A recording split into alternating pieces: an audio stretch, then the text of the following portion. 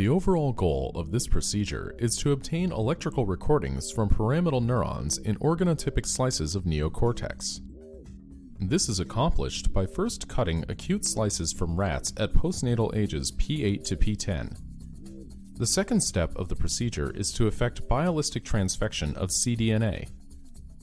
The third step of the procedure is to culture the slices for 3 to 7 days.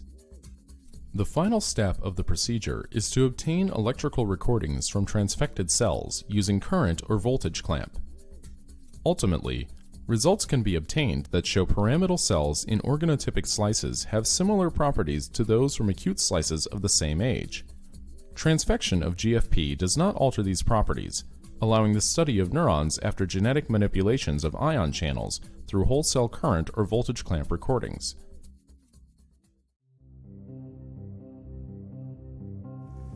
The chief advantage of this technique is, as opposed to, say, acute slices, is that cells can be maintained in a normal environment for long enough to be able to genetically manipulate ion channels.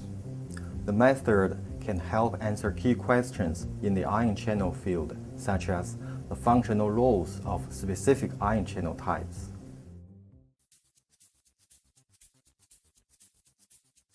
Prepare the laminar flow hood, vacuum flow hood, surgical supplies, and solutions as specified in the accompanying manuscript. Wear gloves for all subsequent steps.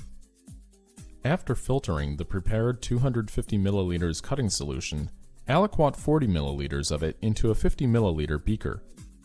Place the cutting chamber, 40 milliliter aliquot, and the remaining 210 milliliters of the cutting solution in the